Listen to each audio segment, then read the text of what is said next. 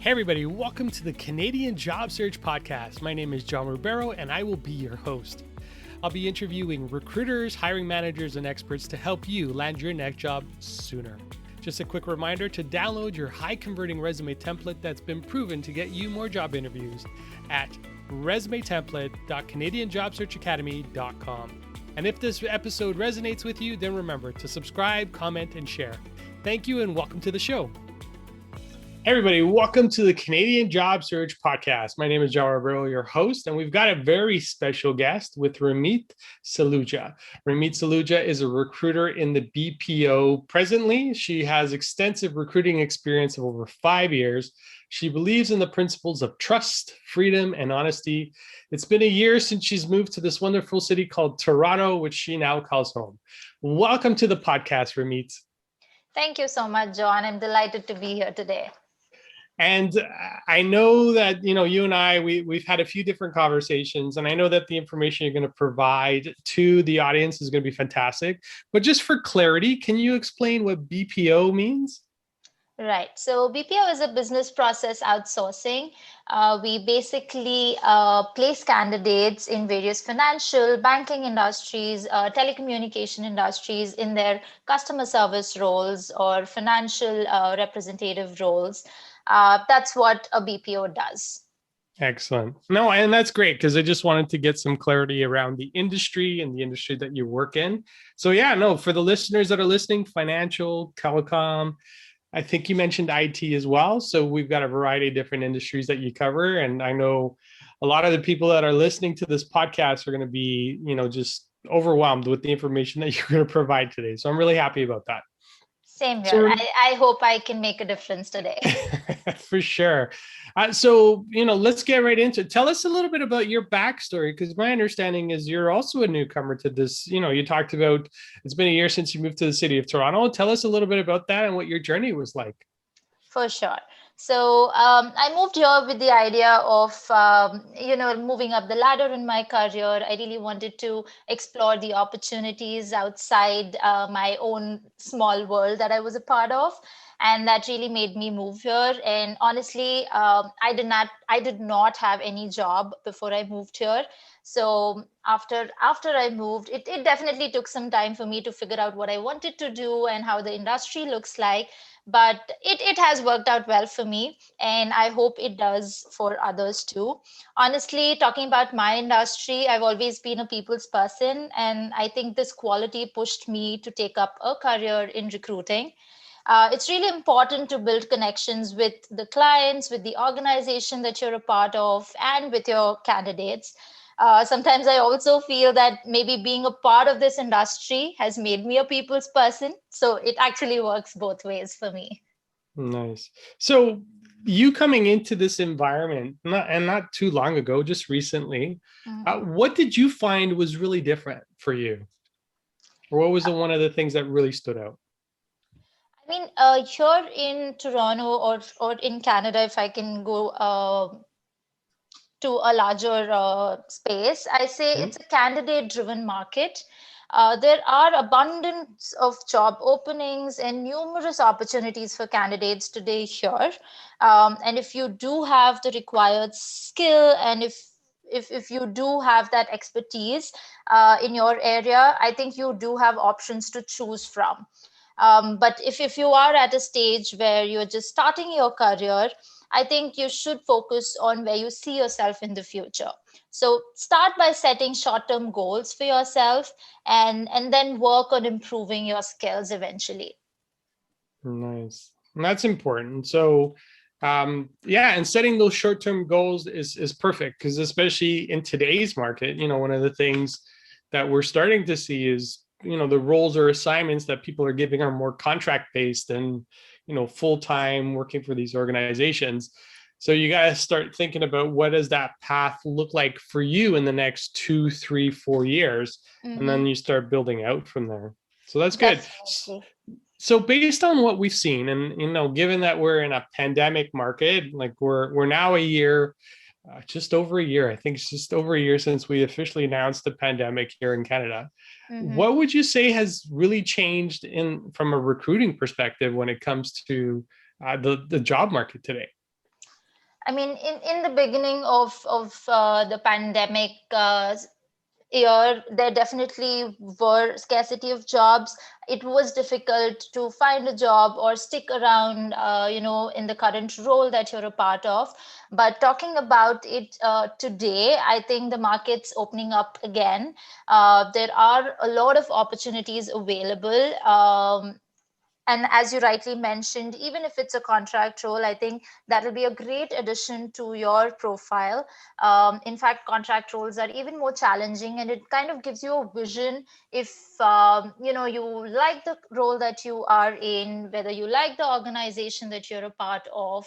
So whether it's a contract or a full-time position, and in today's market where there are more contract positions available, I think one should be open to take that up. Yeah, no, I'm really happy you mentioned that, because one of the things I hear from a lot of, actually even some of the listeners, is, I don't necessarily want to go into a contract role because it's short term and I don't know what that means, and there's really no commitment from the organization that they're going to keep me for a long time. But it's great that you mentioned how it is a new challenge. It's a great way to build up new experience, but it also gives you the option to test out the waters with that organization. Because it could be that, the organization is not necessarily the best, and you have the options to move on to other organizations. So just thinking about contracting and taking contracting roles, it could be beneficial if you think about it from a long-term perspective, because at the end of it, it's just a blip, right? Like a blip in the ocean that we call our careers, and then we move on, right? I So, think so too, yes. And I think it's equally important in today's days where a candidate is just not looking for a role, but an overall experience with the mm, organization, whether they fit in the company culture, whether they like being in the team that they're a part of, along with the skills that you carry. So that overall experience is really important for a candidate in today's world. And I think a contract position just gives you that. nice. Excellent. So thank you. No, that's great. So just, and I'm going to write that down for those of you that are listening. Candidates are looking for an experience, and that might be you. And you might be thinking about, yeah, I want to have that experience as well. So thank Right. you for mentioning that. So Mhm. what would you recommend or suggest is the best way for a job seeker to reach out to a recruiter? I think you have to research about the role, firstly, that you're interested in, research about the company where you see an opening, and see if it fits in your goals and vision in life. I think that's the most important step that one has to take. Just because there is a job opening, I don't think you should immediately go towards it. Find out if it really helps you build up your career in the future, and if you'd be able to commit yourself to it and not quit midway. And once you identify that, I think you should try and set up these introductory calls with the recruiters or with the professionals in the same field or in the organization that you're interested in. Mhm. Understand the roles that are available with them, understand how the work looks like, or how your day will look like if you potentially join that organization. I think these introductory calls really help you dig deep into the role as well as the company culture. Nice. So, and what I'm sensing and what I'm hearing from you, Ramit, is it's really on the employee that's empowered today, right? So it's up to you to decide whether or not you want to join this organization, which is a slightly different perspective, given where we are with the Mm-hmm. market, right? Mm-hmm. But I really like that you mentioned that, because it's one of the things that I believe as well. As an organization is interviewing you, you're also interviewing them to see if they're a good fit for you, right? Definitely. It is a candidate driven market, as I told you today. Yeah, no, and that's excellent. So, and that's great. So, reaching out to recruiters, just be personable, be authentic, be genuine are some of the things that I heard. Mm-hmm. Um, but one of the things I am hearing from candidates is that they're complaining that they reach out to recruiters and they never hear back from them. Why do you think this happens, and what can a job seeker to do? What can a job seeker do to grab a recruiter's attention? I mean, being on that side, I will have to defend the recruiters too. Of course, there is a lot of load on the recruiters or the organization to fill up these positions, or there is a continuous flow of candidate pipeline with us. Sometimes it does get difficult to reach out to each and every one personally, but we do look at your emails, we do look at your messages on LinkedIn. So make sure that you are able to create that impact. Make sure that you are really open in your communication in terms of what you're looking for. What's the reason to connect with a recruiter? Mention that briefly. I think adding that personalized note really helps in getting the traction of the recruiter. And wait for a day or two. The recruiter will definitely get back to you, whether it's through an email or again whether it's through your LinkedIn messaging. um, but do follow up on the third day. That also kind of gives a sense of interest from the candidate. So after 2 or 3 days, definitely get back to the recruiter asking for an update, and if there's anything that they need which can help speed up the process. So try and build that connection, and of course be yourself, be well prepared, and I think it definitely helps get the right traction. Excellent. And I like how you mentioned that, do the follow-ups. And I think it's one of those things that people typically they just let them slide because they think, Mm-hmm. well, they don't have time for me. And I've even heard some candidates say, why would somebody want to respond back to me anyways, right? It's just me, it's one person. They're probably inundated with thousands of messages, as I can imagine that would be the case. But I guess if your note is appealing enough and it says the Mm-hmm. right things. So let's dig into that. So what specifically would you be looking for if you were to accept an invite or connection request or some sort of messaging from a candidate? What would be some of the things that you'd be looking for specifically? That's a very good question, John. So if I was supposed to connect with candidates, I would probably expect them to reach out to me with a role that they have in mind, or the role that they've come across on, say, job portals or the company website. Reach out to us with a specific role that you are interested in. I've had candidates who reach out to me, who just send in their resume and probably ask me to figure out or line them up for an interview, which I think suits them best. I think that's a wrong approach. In today's competitive world, you will have to you know step ahead, look at the role that you're actually interested in, and try and reach out to me for that particular role. And I think that that's the best way that a recruiter can respond to you at the earliest, because even a recruiter wants to close positions, and even Mm-hmm. if a recruiter really wants good candidates in a short period of time. So even when a recruiter has clarity about what a candidate is looking for, they will definitely get back to you either with a yes or a no, or whether there are opportunities available for that particular role or not. And actually, as you're saying that, some of the things that are popping into my head is from an ATS perspective, so the Mm-hmm. application tracking system, how Mm-hmm. much of so how many, like from a percentage perspective, how many candidates is the ATS actually filtering out before it gets to you? Do you know? Like, do you have a rough idea from your perspective from what you've seen? I think the ATS filters out resumes only when there is missing information, or the job description and the resume don't match at all. So Mm-hmm. what I would suggest here is don't apply for jobs that has no mention of it on your resume, or the skill that is required for this role on your resume, right? I think ATS just sees that.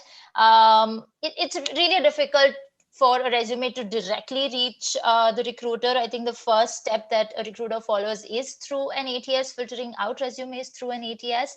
So Yeah. uh, a few suggestions on that as well, John. Keep working on your resume. Update your resume each month. Personalize your resume as per the job description, as per the job requirements, and work on your resume yourself. Each and every word on your resume, you have to resonate with it, and you have to personalize it according to the job requirement. Yeah, and that's a great point. And I like how you said that because, so I know there's organizations out there that are very big on resume services, and they'll write your resume for you, and they'll put all these elaborate words and keywords in your resume. But Hmm. at the end of the day, you have to be really comfortable with the words that are in your resume because you're going to have to speak to it at some point.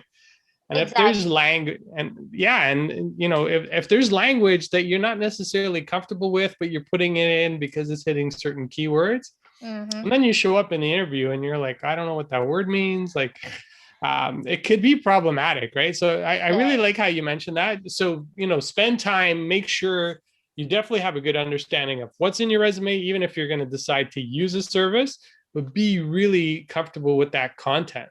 Right. So, I wouldn't say don't use these resume building services, John. I mean, they are great. They are mhm, offering great services. It's just that follow the templates that they give you, follow the suggestions that they give you, but write your resume on your own. You have to be yeah. comfortable with the words that you use. Make sure that all the relevant information is available on your resume. Sometimes I see resumes where there is just a name and your skills. I mean, how do we reach out to you if I don't see your contact information? Yeah, no, and that's a great point. So, and actually, I've got a question because this is one of the things that we recommend and suggest is Mhm. putting a LinkedIn profile in your resume. Is that something for you? Would that make it easier for you to connect with somebody and kind of learn a little bit more about them?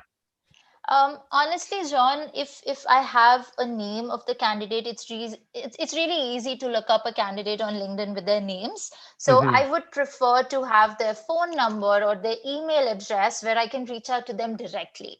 I Okay. would prefer having that more than a LinkedIn profile because I know I can look up for a person on LinkedIn with their names.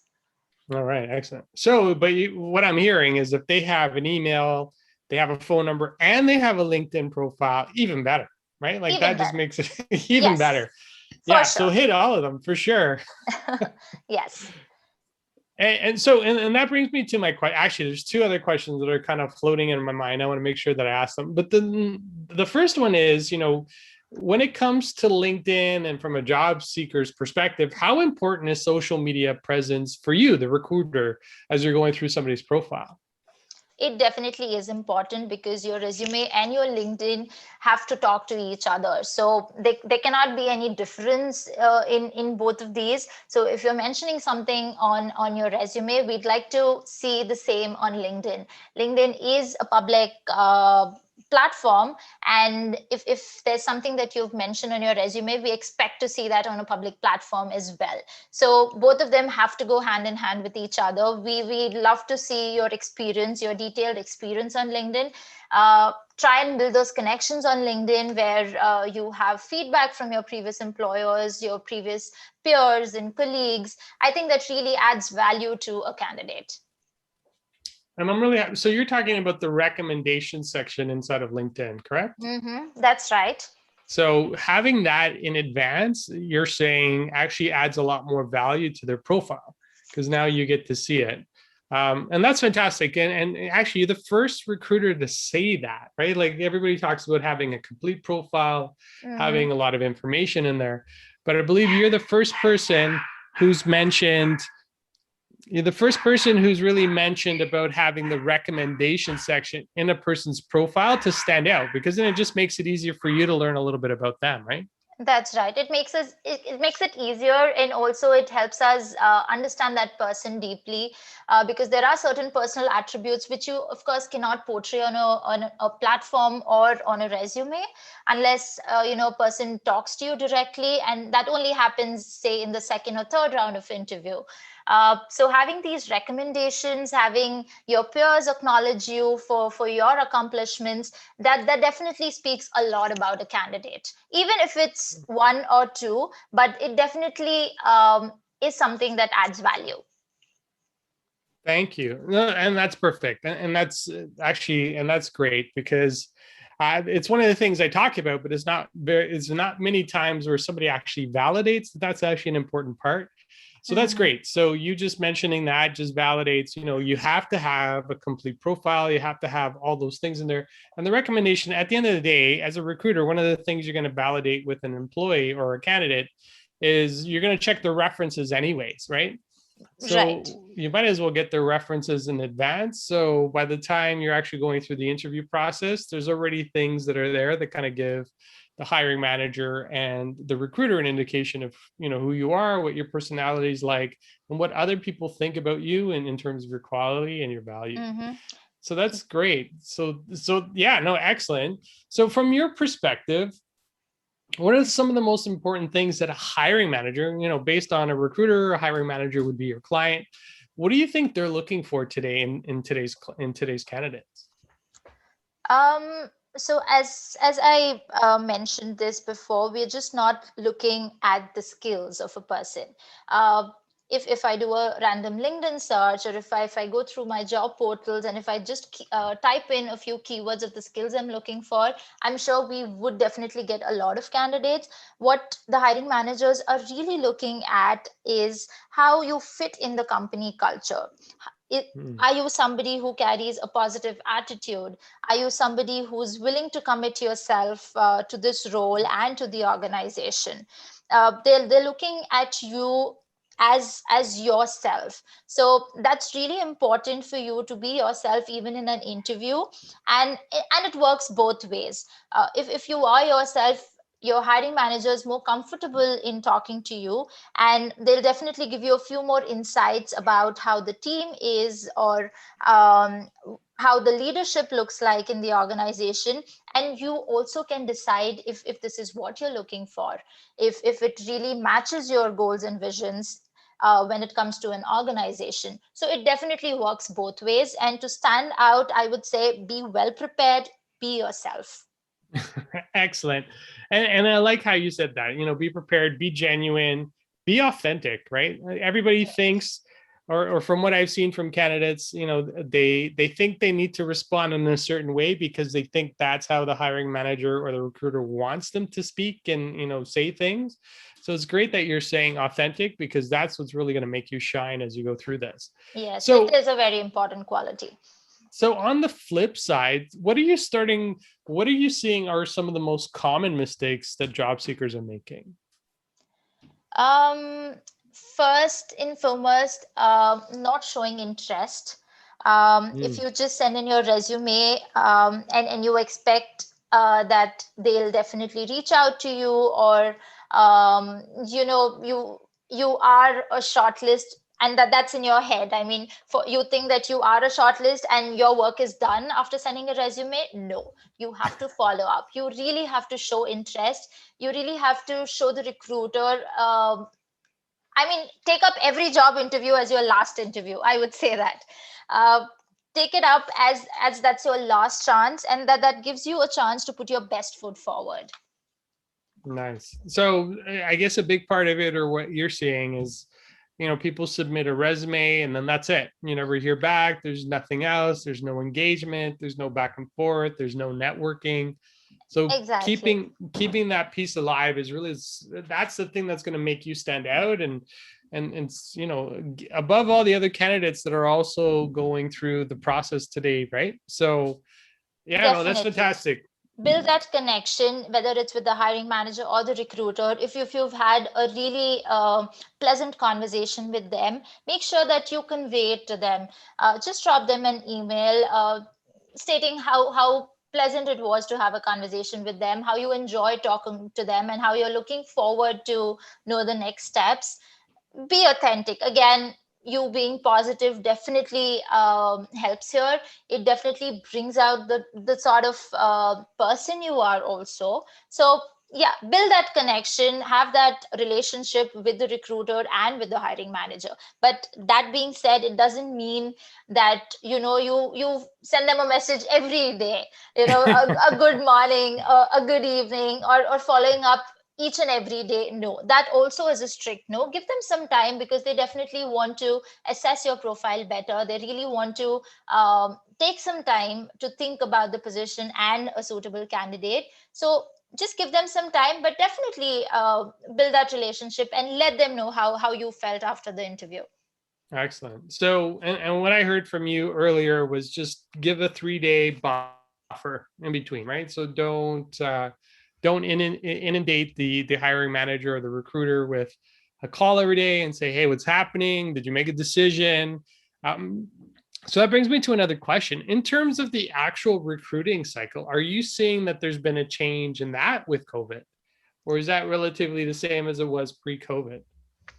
The only difference here is you don't really have to take an effort to travel to office for these interviews, and sometimes which involves 2 to 3 rounds of interviews. I think that's the only difference Mm-hmm. where you are, in a comfort zone at your home, and even if it that involves, say, a couple of rounds of interview, you are open to it. I think that's the only difference where now.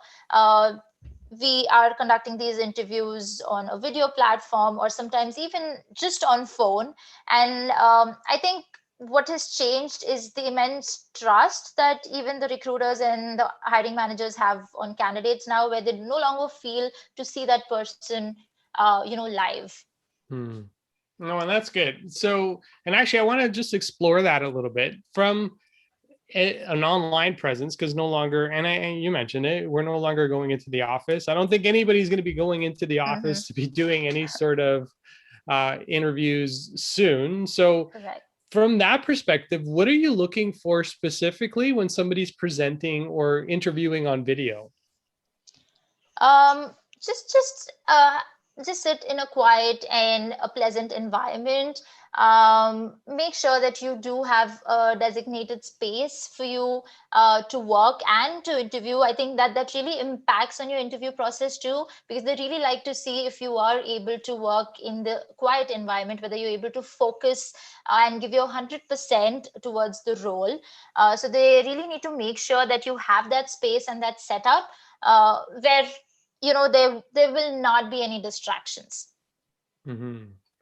Oh, that's good. And I like how you said that, because the interview kind of sets you up for what you might, for what the work environment might look like once you're working for the organization. Mm-hmm. So I'm guessing having a messy background with a bed in the back and clothes all over the place is a bad idea, right?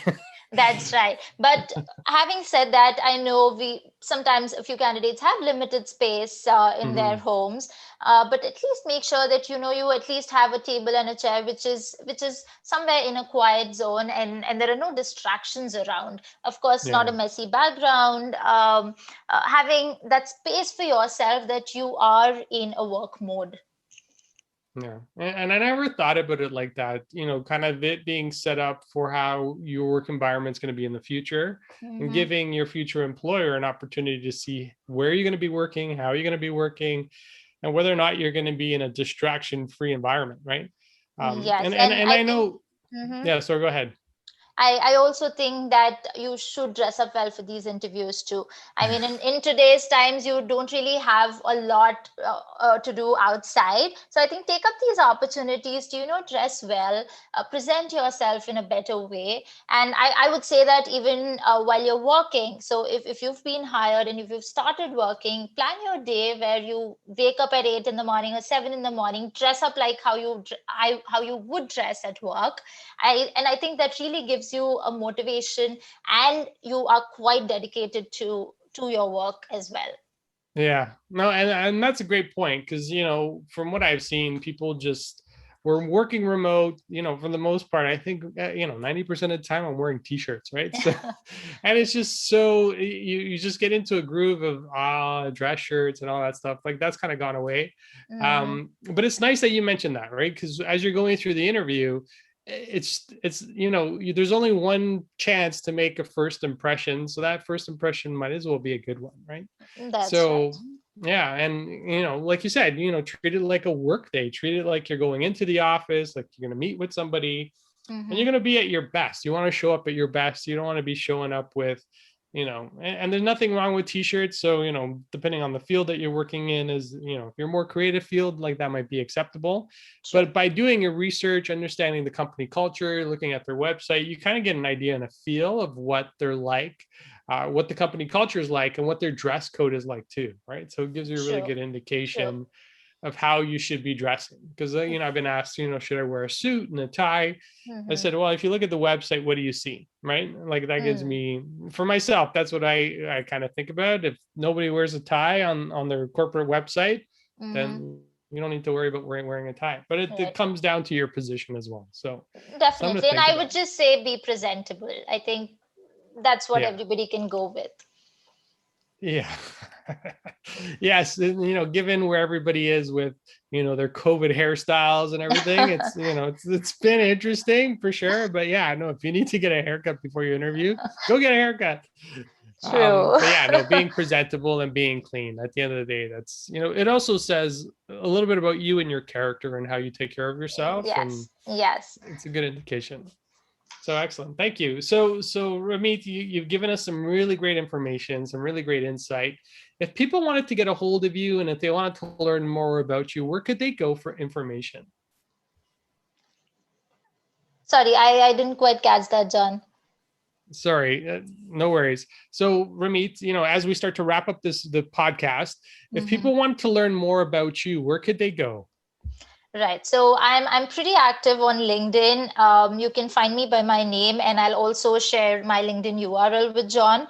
I'll be happy to connect with each and everyone, and if I can make a difference, I would love to do that for everybody.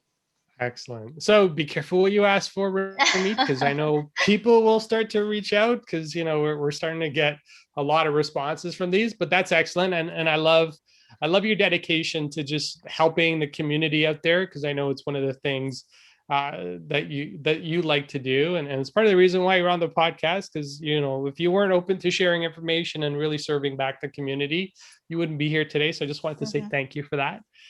Thank And with you. that, and with that, I'm going to wrap up this podcast.